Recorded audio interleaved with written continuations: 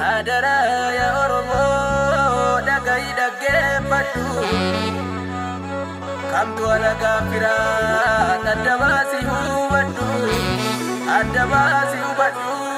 tireke murteffadhu tabange dindubadhu jabake jabeeffadhu chalanko chalila fa dharma muraanole Oromo lenca gorma gota do ablole tisa do ablole gota do ablole Finfinne dubbadhume wae kebe dundume uni dimma senati murte malif dibame Ambo kakawesa bako koro belata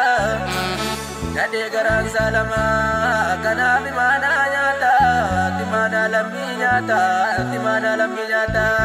dimana sawa nyata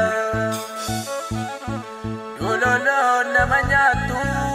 malkam nama gesiti Karangko sari kabdi gubde na bobesiti